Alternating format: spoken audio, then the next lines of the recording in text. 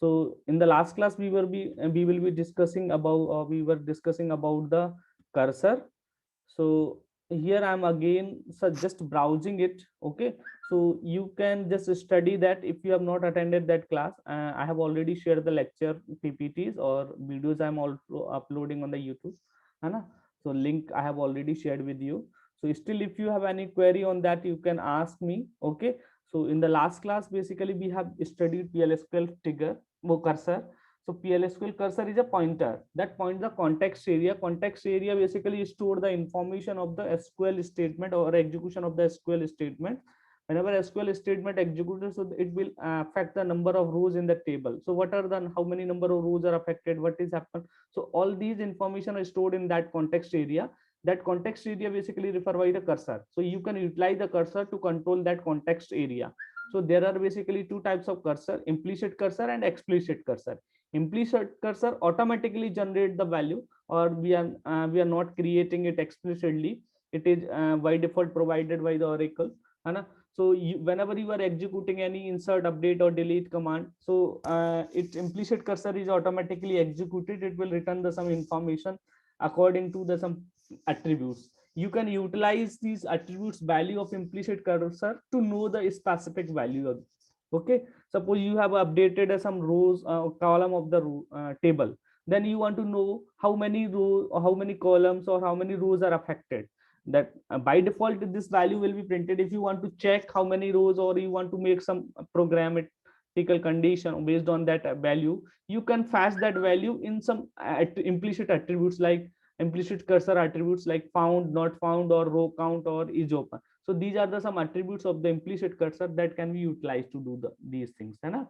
So this is an example. Here you can see to use the row count value.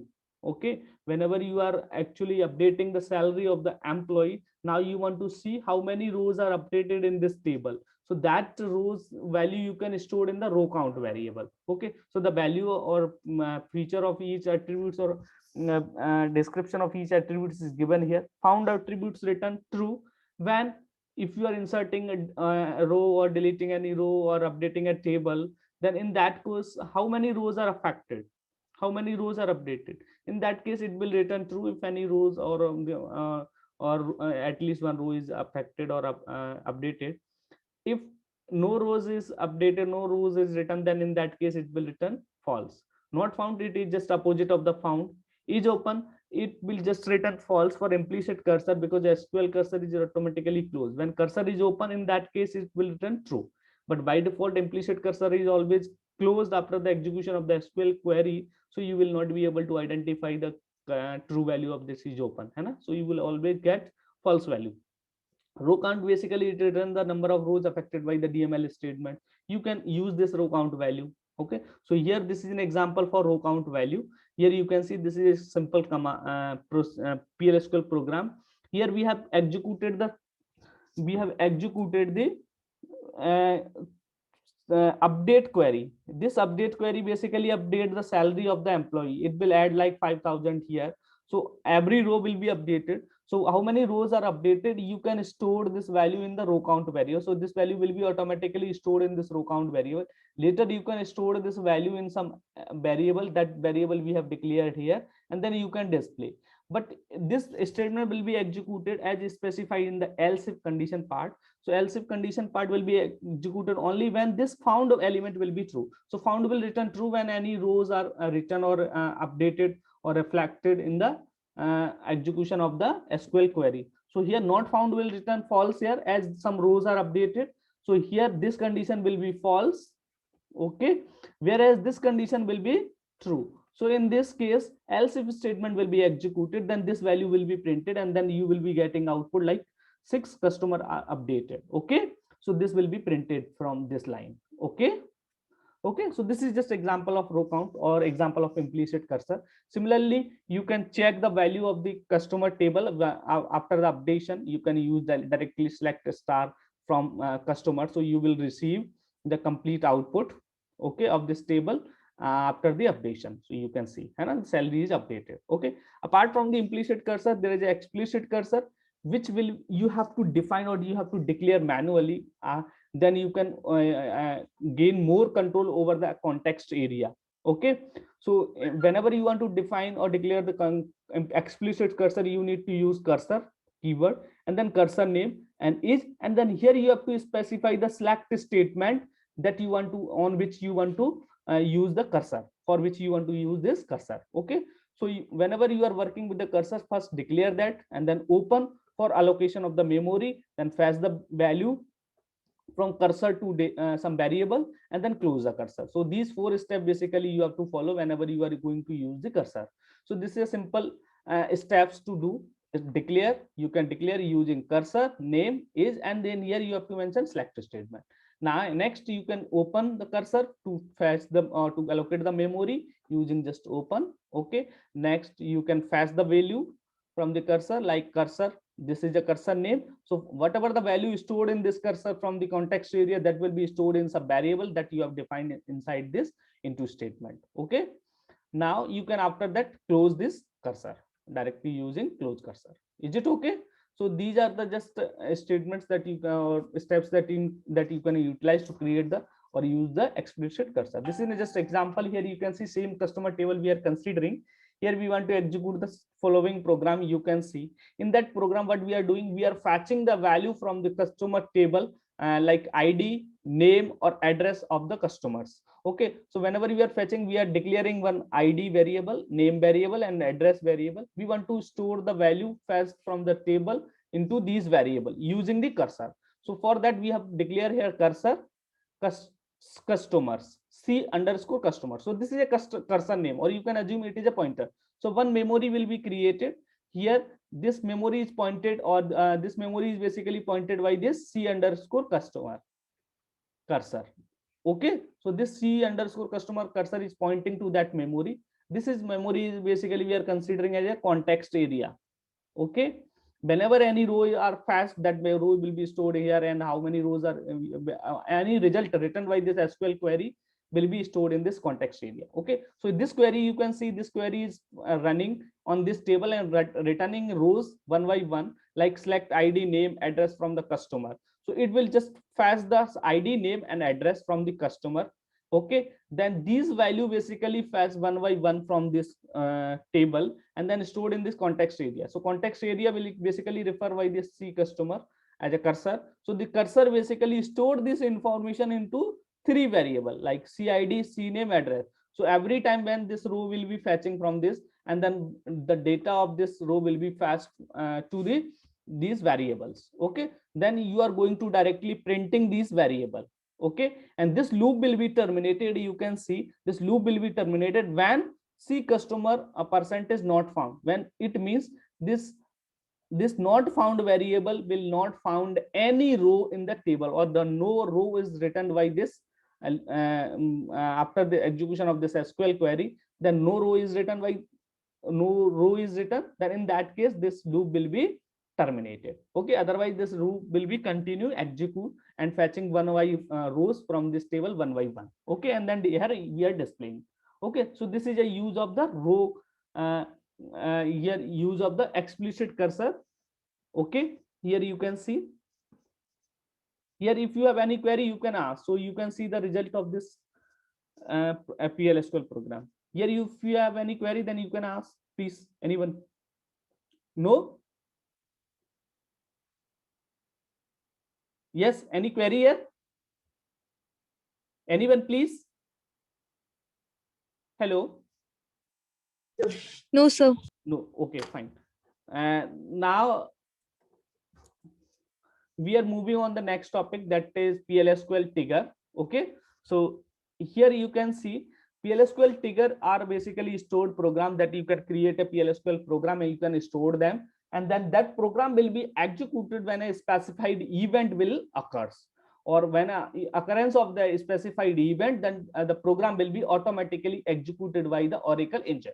Okay, so that program basically called as a trigger. As with the name trigger, we can understand this program will be activated automatically according to some events. Okay, now with the name we can understand. Okay, so trigger is nothing, it is just a program or it is some code that will be executed according to some event. Whenever some event is occurred, then that code will be executed. So the code will be triggered when some event occurred. Okay, so like event can be happen like like a DML query, like delete, insert, or update. In that case, if you have deleted some row, then some program will be executed that is providing the value that previously there are 100 rows. Now after deletion of this row, now there is a 99 rows. So like that program you can create. Similarly for insert, similarly for update, what is the previous value, now after the updation what is the current value for a particular column.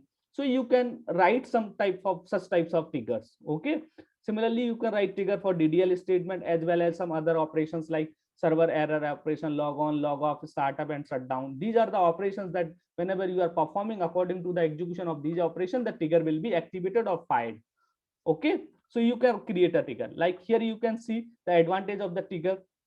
Trigger can generate some derived column value automatically, enforce the referential integrity, event logging and storing information on the table access, auditing, okay, synchronous replication of the table, imposing security authorization, and preventing invalid transaction. In all these cases, you can utilize the trigger to get the benefits. Okay, now how you can create the trigger? This is just a syntax that you have to follow to create a trigger. First, you have to utilize a create as you have used in the function procedure. Same keyword you have to utilize, create or replace. Replace basically replaces the existing created trigger with the same name. Okay, or modify the definition of the existing trigger like that. Hana. Now these point basically specify before, after, instead. It means whenever you want to activate this trigger, so that condition basically specify the before, after, instead for a particular statement. That statement you can specify below for a column or for a table. So here you have to use off according with the column name, on which column you are, with the column on which column you want to have activate the trigger for a particular column or for a particular table, that you can specify here. Okay, and referencing, suppose you want to have some old or new things, so then you can use as for referencing purpose. Here for each row, like there are kind of two types of trigger you can have, uh, table level trigger or row level trigger. When suppose there is some row is updated, so as on updation of every row you want to activate a trigger or you want to execute the trigger, so you can create the row level trigger. Okay, whenever you want to execute some SQL statement, the SQL statement can update the multiple row, but you want to only execute the trigger once. So in that case, you can create the table level trigger. So two types of triggers may be happen. Okay, so the row level trigger basically it would be executed for each row being affected, whereas a table level trigger execute when the SQL statement is executed. Maybe happen one SQL execution of a one SQL statement may update multiple rows, but it will trigger will only be executed once. Okay, so that is called table level trigger. Is it okay now? So this statement basically used for row level or table. Okay, if you are not defining, then by default table level will be considered. When condition, as we are having multiple row, so when this condition or this statement will be executed, so according to that condition for the multiple rows, so this statement basically used for row level trigger. It is used for row level trigger. Okay, not for table level. So it is written here, it is valid only for the row level trigger. Okay, rest I think all these things are clear to you. If here you want to have any query, then you can ask, please. Anyone? No? Okay, fine. So now you can see the example of creation of the trigger. Now you can consider this example table. Here you can see these are the customers table. Here we are having like ID, name, age, address, salary, like that. Now you want to create a trigger where you want to write a PLSQL program to create a row level trigger. It is written here, row level trigger for the customer table that would fire for insert or update or delete operation performed on the customer table. Insert can change the number of rows or add some data. Update can affect the value of a particular column. Delete will delete the row. So whenever you are performing any operation on that table, then this trigger will be fired or executed. Okay, So here in this example, we are considering the trigger. We have to create a trigger that will display the salary difference between the old values and new values whenever this salary is updated. So if you are going to update the salary, in the case of that updation, you have to show the difference of the salary. Okay, what is the old salary and what is the new salary and what is the difference, that you have to display and at every time whenever this salary is updated. Okay, so that type of figure we have to create. So you can see the example here. We are writing this program for PLSQL. The same line, there is a no issue. I think here create replace trigger or trigger name we have here written display salary changes. Okay, now we have you written here before delete insert or update, as we are we want to execute this trigger before the execution of the delete or insert update commands on customers tables. So that's why we have written here before. Okay, okay, and then we have to create a row label trigger. That's why we have to execute this trigger for each row. Whenever every row is affecting, then at the same time this trigger will be executed. Okay, so whenever you want to insert, delete, or any or update the command or this table, in that case, if new id, whatever, if you are performing any operation, in that case id we are considering this id is greater than 0, then this trigger will be executed and this condition will be true. Okay, this condition will be true. In that case the trigger will be executed. Like here declare, we have declare a variable. That variable basically store the update and new updated value. Okay, so here we have written like salary difference and new salary minus old salary. So whatever the old salary, that will be subtracted from the new salary, then the salary difference will be available in this variable. Now we are going to print this salary difference variable along with the old value, old salary value and new salary value. Okay, so this whole program will be executed whenever this triggered, whenever this particular condition will be fired. Like this is a condition. Okay, this condition will be fired. So you can see after the creation of this trigger, whenever you execute this program, then you will see the trigger is created. Okay, now this trigger basically created, and now whenever this trigger will be executed, this will display the following this information. Okay, now how you can utilize the created trigger in our program? So you can see this is just a simple code. Here you can utilize the trigger which is created in the previous slide. Okay, so here we are performing the update operation. Okay, as we can utilize the above previous trigger or the trigger that we have seen in the previous slide for the update command, insert command, or delete command. Here we are utilizing update command. Update customer table, we want to update the customer table. Here we want to set salary equals to salary plus 5,000. It means the salary column will be updated with 5,000. So salary of each employee will be incremented with 5,000. Is it okay? So in that case, if you find like that, if any row is updated, if updated, then in that case the not found variable will be returning false value. Okay, if not updated, then it will return true. But as we are assuming that here the salary value will be updated, so it will return false, but this statement will return true. Okay, so in this case true, what will happen? It will return row count, and the row will be stored in this total rows, and then this total rows will be printed. But here how the trigger will be executed, and this command will be executed. So according to this command, we have defined our trigger here. So in that, trigger will be executed on the execution of the update command. So update command executed, then trigger will be activated. In that trigger, we have to see the ID of the customer. If ID is greater than 0, then at the time this value will be, or this code will be executed. Okay, so in that code, we are also getting this output for every row updation. Is it okay? This will be automatically executed. So whenever you are executing this code, so you will receive, like, on the time of first row updation, you will have old salary, new salary. On the updation of the second row, you will have this value. On the updation of the third row, you will having this value. So for all these 6 rows, you will be getting this value updated here.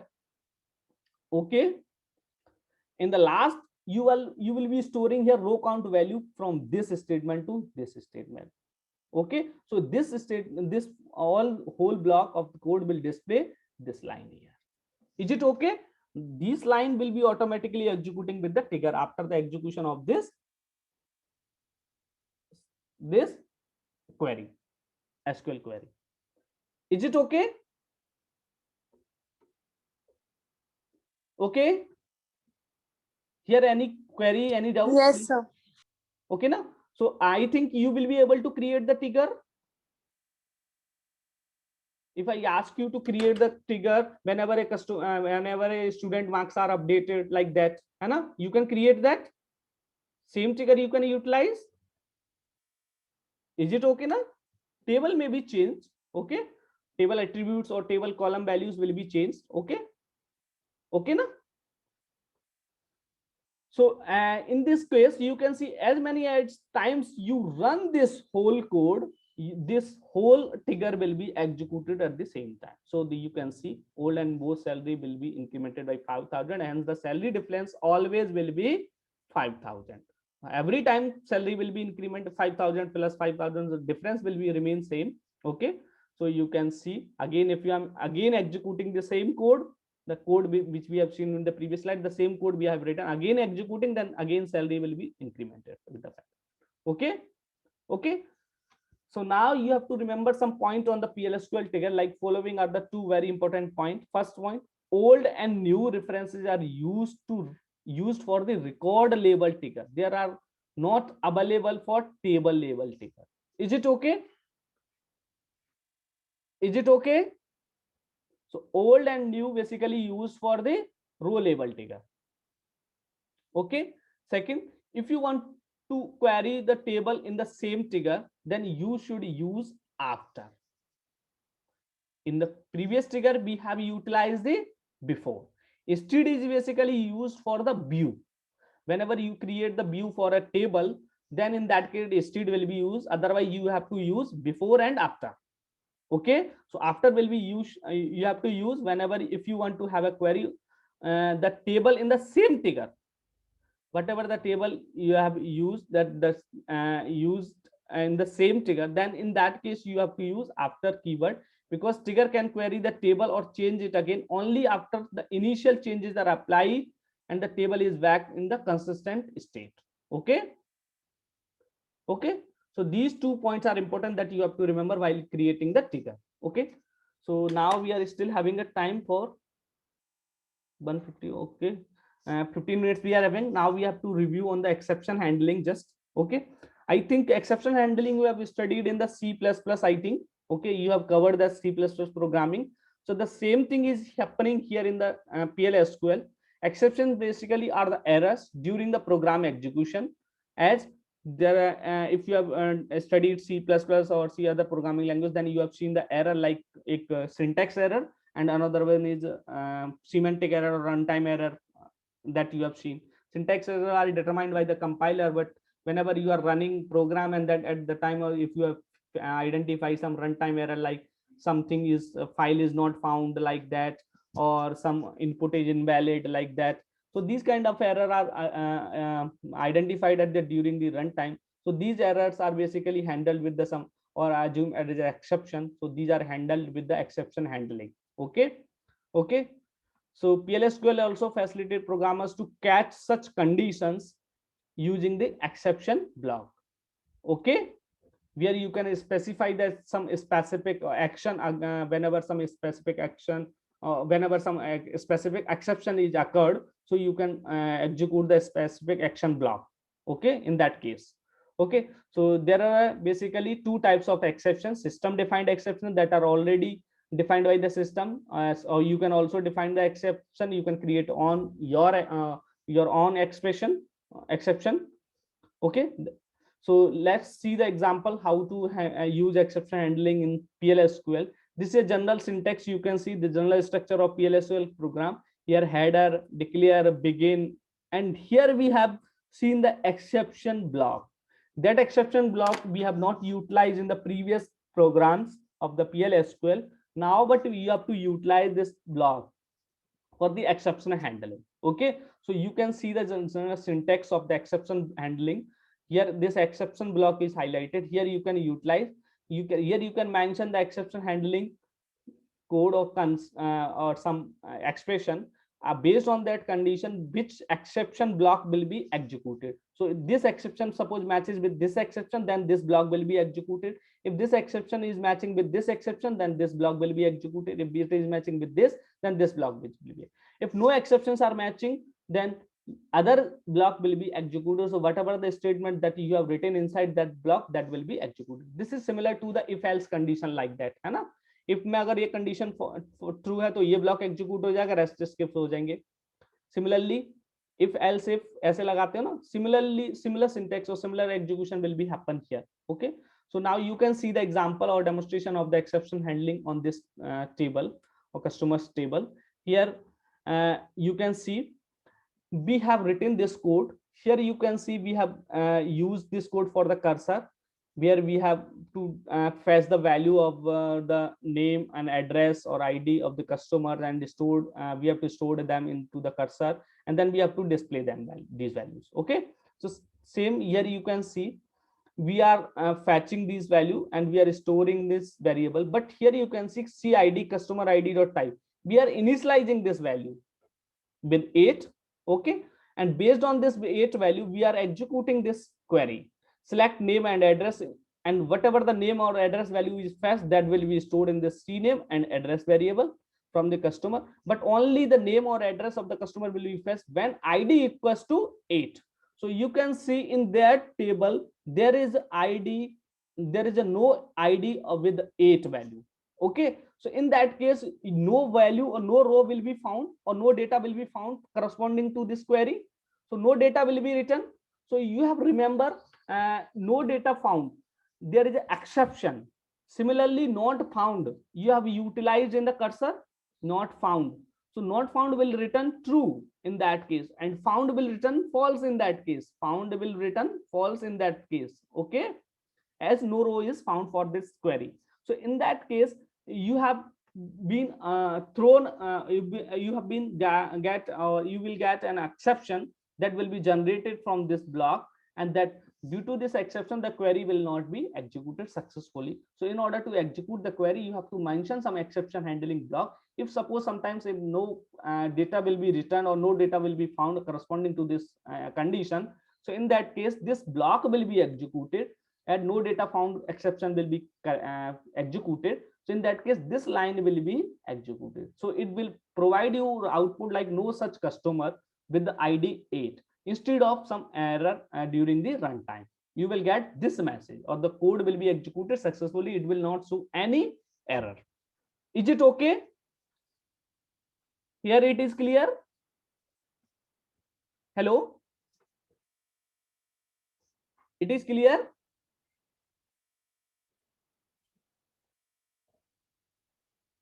Please anyone reply. Hello, am I audible?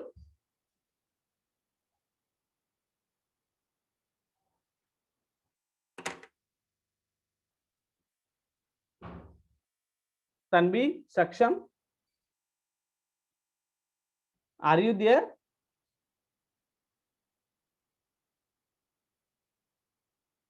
Tanvi or Saksham, are you there?